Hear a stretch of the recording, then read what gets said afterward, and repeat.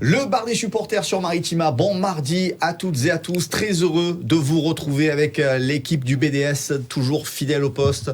Ils sont là autour de la table, concentrés, magnifiques, souriants pour la plupart. Bonsoir Jacques Bail. Salut les Blacks. Bonsoir Steph Martin, c'est vrai, c'est la secte des Men in Black ce soir. On sait ce qu'on cache, on va pas le dire. C'est ça, pour cacher la misère, on a tous la même stratégie. Avec la fin de la trêve internationale, Roberto De Zerbi qui va récupérer petit à petit tout son petit monde avec l'objectif de préparer le déplacement à Montpellier. Jaco, toi aussi tu te languis le retour du championnat? Tu peux même pas t'imaginer ce que je me languis. Hier soir, j'ai regardé encore cette purge de l'équipe de France. Alors oui, victoire, mais c'est languissant, c'est pas prenant. Quand tu aimes le football, tu as envie de voir du jeu, tu as envie de voir du public que ça crie, que ça chante. Là, les gars, c'est d'une tristesse à mourir. Donc effectivement, je me languis, mais alors vraiment dimanche soir. Bon, on parlera effectivement de la victoire des Bleus un petit peu plus tard dans l'émission. Steph, l'OM reste sur 2 résultats moyens. Une défaite à Strasbourg et puis un match nul à la maison face au dernier du championnat. Est-ce que ce déplacement à Montpellier, finalement, c'est le match idéal pour essayer de relancer la machine? Idéal, attention, parce que Montpellier, c'est pas une petite équipe, c'est jamais facile contre eux. C'est une équipe qui aime jouer au ballon, qui met beaucoup d'impact. Et après, pour relancer la machine, de toute manière, t'as pas le choix. Voilà, tu viens de dire, on est sur 2 résultats qui sont vraiment loin d'être positifs au vu des équipes qu'on a rencontrées. Donc oui, il faut repartir de l'avant et tout résultat pour moi, autre qu'une victoire, serait un mauvais résultat. Avec certains joueurs qui sont en quête de rachat, tout le monde est passé plus ou moins au travers sur les 2 derniers matchs, mais il y a des joueurs qu'on attend peut-être un peu plus que d'autres. C'est le cas d'Amin Harit, c'est le cas d'Eli Wahi qui, compte tenu du contexte un peu compliqué avec les blessures et les suspensions, ont l'occasion, peut-être ce week-end, de se montrer. Oui, mais on attend aussi le retour de Greenwood, de Luis Enrique, de Ekberg, parce que ces joueurs-là, ils sont en dessous actuellement. Donc ça fait beaucoup de joueurs qui sont en dessous. Et pour dimanche, si on a des joueurs qui sont à ce niveau-là, ça suffira pas. Ça ne suffira pas. Tu rajoutes à ça un Adrien Rabiot qui normalement devrait être titulaire et qui commence à reprendre un petit peu la compétition. Donc sincèrement, c'est un match important. Alors on disait hier malheur vaincu, quand même un peu, parce que si tu avais la malchance de pas faire un résultat à Montpellier et que les autres devant continuent à gagner, que ce soit Paris Saint-Germain et Monaco, eh ben ça y est, le trou est fait. Et donc attention. Je parle d'Amin Harit et d'Eli Wahi à Jaco. Il me parle d'autres joueurs comme Greenwood ou Højbjerg. Quels sont les joueurs, toi, que tu attends en particulier ce dimanche à la Mosson? Ce dimanche, après le 11, je pense qu'il ne changera pas, hormis les suspendus et les blessés en présence. Mais après, même depuis le début de la saison, Ismaël Koné, j'attends de le voir à 100%. Oui. On sait que ça peut apporter quelque chose d'exceptionnel. Rowe, à chaque fois qu'il vient à rentrer, c'est toujours bon, mais j'espère qu'il aura un peu plus de temps de jeu pour nous montrer sur 60-70 minutes qu'est-ce qu'il est capable de faire aussi. On voit que, comme le disait Jacques, Luis Enrique est un peu en deçà. Peut-être qu'il a besoin de souffler, tout simplement. Mais oui, il faut que l'équipe elle remonte de niveau. Ils ont su nous montrer qu'ils avaient les caractéristiques pour pouvoir produire du beau football. Et en étant très très haut sur le terrain, en jouant vite en transition vers l'avant. Et là, ça fait 2 matchs qu'on patauge un peu, qu'on surjoue et on n'arrive pas à avancer, quoi. Quelle est l'explication rationnelle que vous donnez justement au fait que sur ces 2 derniers matchs, ça a été un peu moins bien? On a démarré tout flamme, peut-être que l'Olympique de Marseille était en surchauffe, on n'espère pas. Quelle est l'explication rationnelle que tu donnes, toi, sur ces 2 derniers matchs? L'explication, pour moi, elle est flagrante. C'est le manque de rapidité d'exécution. Tu joues trop lentement. Et donc, quand tu joues lentement comme ça, tu ne surprendras pas tes adversaires. Donc, il va falloir vite réapprendre à jouer plus vite que ça, à réfléchir plus vite que ça. On s'est trop abrité sur le talent de Greenwood, qui lui, maintenant, quand il a 2 ou 3 joueurs sur le dos, c'est plus difficile. C'est compliqué. On a vu que dans nos couloirs, Luis Enrique était capable de faire la différence, Greenwood la différence. Dans l'axe, c'est un peu plus difficile. Donc, il va falloir jouer plus rapidement. C'est pas possible autrement. Quand tu as cette stratégie qui appartient à De Zerbi, on la connaît depuis très longtemps. Oui, mais pas comme ça. C'est pas possible. Et tu as vu que le public s'est agacé. Déjà à la mi-temps, le public était pas content. À la fin du match, encore moins. Du résultat, mais surtout du jeu. C'est ça que Marco qui est important, c'est que tu as le droit de perdre contre n'importe qui, tu as le droit de faire match nul contre n'importe qui. À partir du moment où il y a du contenu, là il y a absolument rien qui s'est passé, et donc il doit prendre conscience de ça. C'est pas possible. Hier soir, c'était Ghislain Printemps qui était sur le plateau du BDS. On a passé encore un très joli moment. Quelle séquence toi tu gardes? Qu'est-ce que tu gardes justement de la période Gasset-Printemps la saison dernière? C'est ce qui a été dit hier. J'ai regardé l'émission. Franchement, il était vraiment. Moi, j'ai adoré, sincèrement. Il a une simplicité, il a une façon de s'exprimer. Adorable. Ça a l'air d'être vraiment un monsieur. Et voilà, c'est ce qu'on avait relevé aussi la saison passée quand ils sont arrivés. Ils ont remis de la simplicité. Et du jeu, comme le dit souvent Jacques, voilà, le football, ça reste un jeu, et le jeu, ça veut dire prendre plaisir. Et je pense qu'ils ont le mot d'ordre qui a été donné au groupe quand ils sont arrivés, c'est retrouver du plaisir. Ne cherchez pas à faire plus que ce que vous savez faire, jouez simple, et ça va venir tout seul. Et c'est ce qu'on a vu dans cette équipe-là. Elle est repartie de l'avant. Certes, en championnat, ça a été compliqué, on est les premiers à le dire, mais c'est vrai qu'on fait quand même un beau parcours en Coupe d'Europe, hormis voilà, cette demi-finale à l'Atalanta où on a été tout simplement inexistant. Mais sinon, voilà, ils ont su redonner du plaisir aux joueurs, et ça s'est vu aussi dans les tribunes. Ghislain Printemps qui rappelait tout le plaisir qu'il avait eu de passer ces 5 derniers mois avec son pote Jean-Louis Gasset dans le staff marseillais pour une aventure forcément spectaculaire. Mais quand tu aimes le football et quand te propose l'Olympique de Marseille, c'est pour toi, c'est... Alors Arnaud, il nous a expliqué comment ça s'est passé, où il était, mais c'était fabuleux, la réaction, tu prends la voiture, tu démarres, vite, je m'en vais rapidement. Mais attention, ça a été des mois pendant tout ce moment-là, ils sont restés à l'hôtel, ils ne sont pas sortis, pour pouvoir travailler, pour pouvoir vraiment, parce que c'est important, quand tu viens à l'OM, tu peux te brûler, même s'ils sont à la fin de leur carrière, tu peux vite te brûler. Donc je pense qu'ils ont fait un très très bon travail, et il a énormément apprécié la région, le stade, comment tu veux ne pas l'apprécier. Après, je pense que dans le football, il y a plusieurs manières de travailler.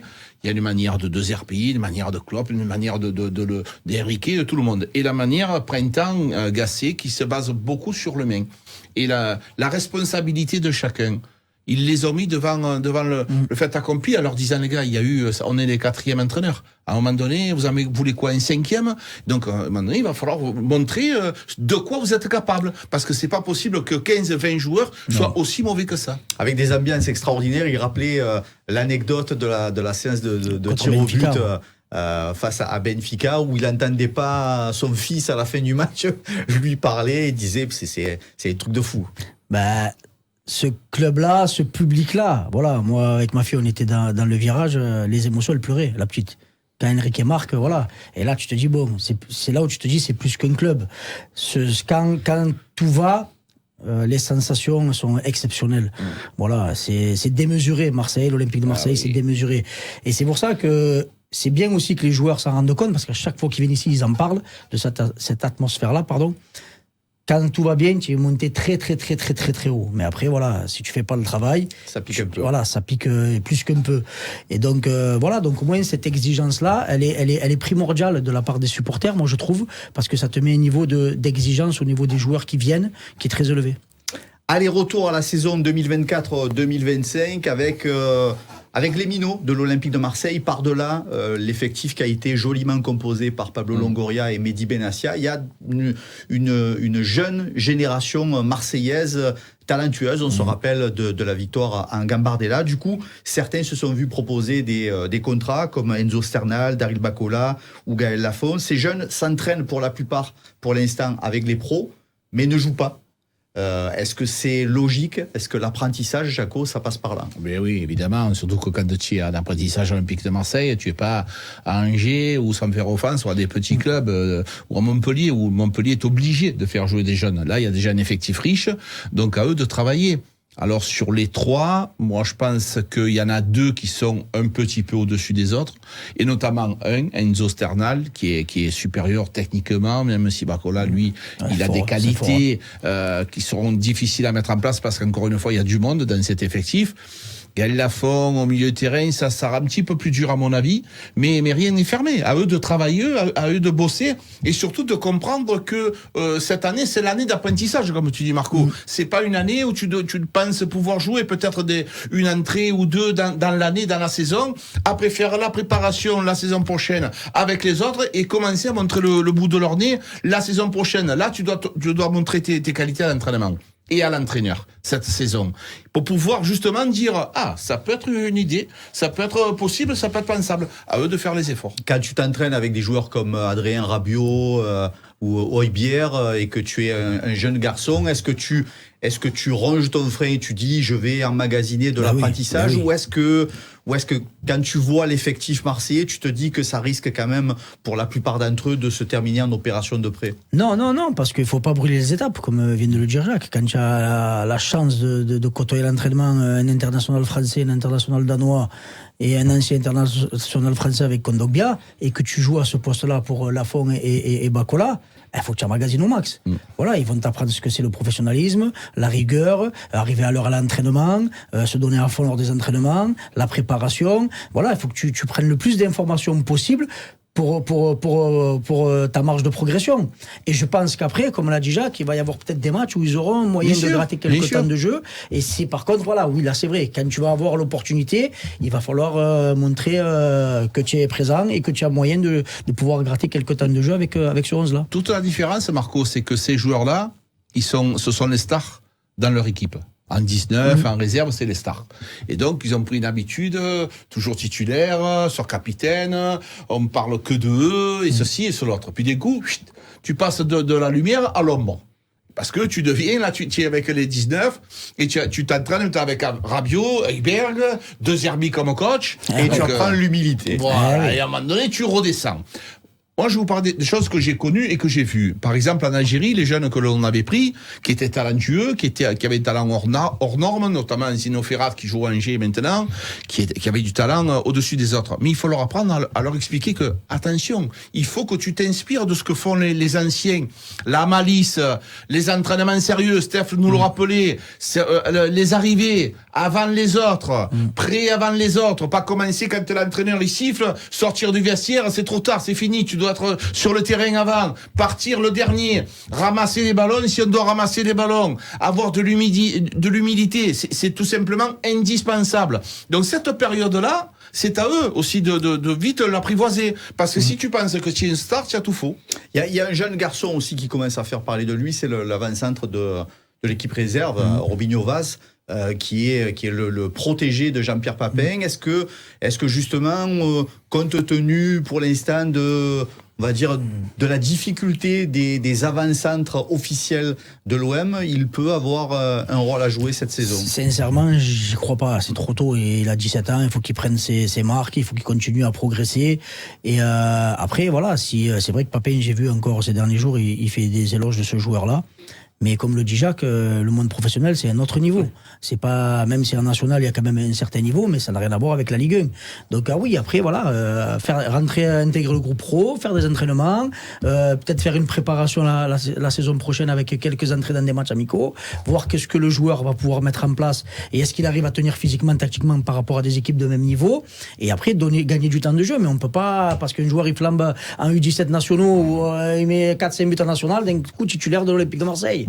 Il faut toute raison garder, il faut se calmer. On a quand même un Eli Wahi, où je pense qu'il va exploser à un moment donné, parce que c'est un joueur pour moi qui a énormément de talent, et il a que 21 ans. C'est très très jeune. Et quand on voit ce qu'il a fait à 20 ans, 21 ans en Ligue 1, il en est presque à plus de 40 buts déjà, même si à Lens, c'était un peu en deçà. Mais 2 saisons 40 buts à 20 ans avant qu'il vienne à l'OM, c'est tout simplement exceptionnel. Montpellier-OM, c'est dimanche 20h45 avec une nouvelle qu'on a eue ces dernières heures. L'arbitrage sera assuré par un certain Clément Turpin. Jaco, est-ce que c'est une bonne ou une mauvaise nouvelle? C'est vraiment pas une bonne nouvelle, mais vraiment pas. C'est un monsieur qui a un problème existentiel et qui, dès qu'il y a l'Olympique de Marseille, Il essaie de faire voir aux gens que c'est lui le maître du jeu, son arrogance, son manque de charisme. L'arrogance, elle est liée aussi sans que l'OM joue. Hein. Il est arrogant, il est né arrogant, cet homme. Ouais. Et quand tu es arbitre... Il est né arrogant. Oui, mais comme ça, dans le berceau, il était arrogant. C'était, à la maternité, Clément, il était déjà arrogant. Quand il pleurait, il était arrogant. Mais ça, déjà, quand tu es comme un joueur, il y a le joueur et il y a l'homme. Et là aussi, il y a l'arbitre et il y a l'homme. Tu dois aussi avoir cette façon de communiquer. Essaye d'avoir un peu de malice pour que quand il y a un bon arbitre, c'est quand on n'entend pas parler de lui. C'est ça. Pendant le match, si tu parles pas de l'arbitre, c'est que l'arbitre, il a fait un bon match. Lui, chaque fois qu'il arbitre, il y a une saucisson. Je sais pas pourquoi, comment, ça commence et il crée des ennuis. Donc, c'est pas une bonne nouvelle. Est-ce que vous vous êtes posé la question, après la sortie de Mehdi Benassia, sur le deuxième effet qui se coule que ça pouvait avoir? Est-ce que vous avez l'impression que la secte des arbitres peut avoir encore plus l'OM dans le nez par rébellion générale, on va dire, ou est-ce que au contraire ça peut marquer les esprits pour dire on va arrêter de prendre l'Olympique de Marseille pour des victimes? J'ai échangé tout à l'heure avec un collègue là-dessus. Pour moi, il va falloir qu'on soit irréprochable sur le terrain. C'est-à-dire que quand tu peux mener 1, 2, 3 buts, 4 buts d'écart, il va falloir le faire parce que tu n'auras pas de cadeau. On ne fait pas de cadeau, c'est pas ce que je dis, attention. Hein. Mais dès qu'ils pourront te taper dessus, ils vont te taper dessus. Et s'il y a une action litigieuse et qui peut donner l'avantage à l'adversaire, il le donnera au lieu de le donner à l'Olympique de Marseille. Donc, il va falloir dans le jeu être vraiment très très fort et haut dessus pour pouvoir ne pas être comment je peux dire ça, ne pas être tributaire d'une décision arbitrale. Jaco, est-ce que cette on va dire cette séquence avec Mehdi Benassia, elle rajoute un petit peu d'huile, ou est-ce que il a bien fait de faire ça? Indispensable. C'était indispensable sa réaction. À un moment donné, nous on était à Lyon, c'était abominable les réactions qu'il y avait de l'arbitre. Ce manque d'humilité, ce manque encore une fois de charisme, exclure un joueur au bout de 4 minutes, c'est tout simplement pardon. Tu t'étouffes du coup, tu vois. Catastrophique. Son arbitrage, là encore une fois, c'était nul, et je pense que Mehdi Benassia a tout à fait raison. Un mot sur l'équipe de France. Nous, on va rester sur ce qui s'est passé sur le terrain. On va éviter les polémiques, même s'il y a pas mal de choses qui se passent actuellement chez les Bleus. Victoire des Bleus en Belgique, 2-1, avec un doublé du meilleur ami de Jaco, Randal Kolo Muani. Ouais, après, je rejoins sur ce qu'a dit Jacques, parce que je l'ai regardé aussi le match. Il n'y avait rien d'autre à la télé. Donc, et ça reste quand même une belle affiche, il faut se dire aussi les vérités. Mais c'était mou, mais notamment ce qui m'a surpris, c'est même au niveau du public. Stade pratiquement comble, et tu n'entendais rien. Donc est-ce que cette Ligue des Nations intéresse toujours les supporters? Je pense pas trop. Après voilà, au vu de l'affiche, c'était un match équilibré. Si tu sors avec le nul, c'est pas volé du côté de la Belgique. Mais là voilà, l'équipe de France a réussi à prendre les devants et se retrouve, je crois, si je dis pas de bêtises, à 2 points de l'Italie. Un petit point. Jaco, je t'ai vu envoyer des poste à la mi-temps, en te plaignant, en rouspétant, etc., en pointant du doigt Kolo Muani. Et je regarde, je n'ai pas regardé moi l'équipe de France hier soir, et à la fin du match, Kolo Muani, j'ai l'impression que Kolo Muani, il a soulevé le maillot pour dire Jaco, c'est pour toi. Voilà, alors je vais t'expliquer, parce que tu n'as pas regardé. Kolo Muani a marqué 2 buts, il a marqué un penalty déjà, bravo. Et après, il a eu un centre, il a mis la tête, il est allé au fond. Pas de souci. Pour le reste, nul. Il s'est empalé dans les défenseurs belges sans arrêt. Il demande jamais le ballon correctement. C'est nul qui marque 2 fois chaque fois. Mais c'est pas qu'il marque, c'est qu'il y a eu un penalty, on lui a laissé l'honneur de le tirer. Après, à un moment donné, les Belges, eux, ils ont manqué le penalty en première mi-temps, il a tiré dans les tribunes. Mais Marc, si tu vois la première mi-temps, c'est abominable. Oui. Doku, là, sur le couloir à Digne, il a fait l'amour pendant tout le match. On a été dominé, archi dominé. Donc, la logique, encore une fois, mais bravo, monsieur Deschamps, bravo à vous. Vous êtes en train de tuer l'équipe de France, c'est tout, moi, les gars. Je parle à des copains, il y a de moins en moins de gens qui regardent l'équipe de France. Donc, à un moment donné, ce n'est plus attrayant. Mais jusqu'à quand on va subir ça? On se rappelle le championnat d'Europe que l'on a fait, où on s'est ennuyé. C'est plus possible. Lui, je pense qu'il a gagné des titres. C'est magnifique ce qu'il a fait dans sa carrière. Magnifique. Il est temps de s'arrêter. Passe la main. C'est très bien, bravo, merci. Passe la main à d'autres personnes. Beaucoup de critiques, mais à l'arrivée, ça gagne. Est-ce que on va dire le manque d'attachement affectif que semble décrire Jaco, c'est plus par rapport au jeu un peu moyenasse, comme il dit, ou est-ce que c'est lié un peu au comportement de certains joueurs, quand on voit l'accueil à Clairefontaine, etc. Je pense que c'est un tout, mais il faut pas se rappeler, même Deschamps, quand il est chez nous et qu'on prend 7 titres en 3 ans, le jeu, c'était pas flamboyant, mais ça gagne. Et oui. Comme tu l'as dit. Ouais, on était ravis, on faisait des fous dans les rues de Marseille. Mais vous vous rappelez que ça gagne. Oui. On a perdu la finale de la Coupe du Monde et on a perdu la finale de la Coupe d'Europe. Eh ben oui, tu as vu comment tu la perds? Tu la perds avec Colomboigny qui rate face à face à la dernière seconde. Oui, mais vous vous rappelez que ça que tu as. Oui, mais vous vous rappelez que du bien. Vous parlez que des mariages et jamais des intervalles. Non, mais c'est sûr. Non, mais oui, le jeu n'est pas flamboyant et c'est pas d'aujourd'hui. Voilà, c'est un milieu défensif et son premier objectif à lui, c'est de pas prendre de but. Donc après, avec les joueurs offensifs et le talent qu'il y a devant, eh ben, il se dit on va finir par en marquer au moins un. Et c'est clair que c'est pas la philosophie du beau jeu. Ça, on est tous d'accord pour le dire. Mais voilà, maintenant, je rejoins Jacques avec les années qu'il a fait à la tête de l'équipe de France, avec les trophées, les titres qu'il a tout gagné, tout ce qu'il pouvait gagner, il a gagné. Attention de pas mal finir et que voilà, parce que c'est ça, c'est l'année de trop ou la compétition de trop qui fait qu'après autant tu ressors et tu sors le dernier du quart, quoi. Et c'est ça qui est pas bon. Steph, quand il perd, lui, on dit il est vice-champion du monde. Ou vice-champion d'Europe. On ne dit pas il a perdu la finale, on dit il est vice-champion d'Europe ou vice-champion du monde. Il a été champion du monde aussi, quand même. Mais oui, mais il a été. Oui, mais il a été. Non, moi je te rejoins. Quand tu parles du poste d'avant-centre et que tu cites effectivement Benzema, Griezmann, Giroud, Mbappé, t'imagines les joueurs. Et que là maintenant tu te retrouves avec Colomboigny, mais tout le reste, c'est le jeu est ennuyeux, le rassemblement est ennuyeux, l'histoire Mbappé, Griezmann, vous croyez qu'il est parti? Pourquoi Griezmann? C'est parce que Griezmann il n'en peut plus de la sélection avec Mbappé. Moi je pense sincèrement, ça n'engage que moi. Quand Griezmann il arrive au regroupement d'équipe de France avec les cheveux roses, mais vous croyez que quoi?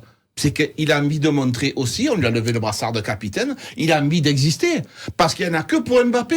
Didier Deschamps Mbappé, c'est plus que son fils. Donc ça crée un malaise, Marco, dans le groupe. Et il arrive un moment où c'est toujours les mêmes, c'est toujours le même patron, c'est toujours le même responsable. Même Mbappé aurait besoin d'un nouveau sélectionneur pour pouvoir retrouver un peu la plénitude de son talent. Allez, les Bleus de Didier Deschamps, en tout cas. C'est bien dit ça, en tout cas, la plénitude. Il a pas bégayé, je vais la noter. Un peu pour Jaco. Son talent, franchement, c'est un peu comme quand tu glisses des mots improbables régulièrement. Des fois, ça sort bien, mais quand ça arrive, je te dis pas. Jamais. Ils sont durs. Allez, les Bleus qui se replacent effectivement dans cette Ligue des Nations à un point de l'Italie. Les prochains rendez-vous, ce sera le 14 et le 17 novembre. La réception d'Israël et le déplacement en Italie. C'est tout pour ce soir. Merci les frérots. Merci mon Jaco. Merci mon Steph. Toujours un plaisir. Le replay du bar des supporters, comme toujours, Maritima TV, maritima.fr et sur la chaîne YouTube. On se retrouve demain à 18h avec le grand retour d'un certain Karim Attab.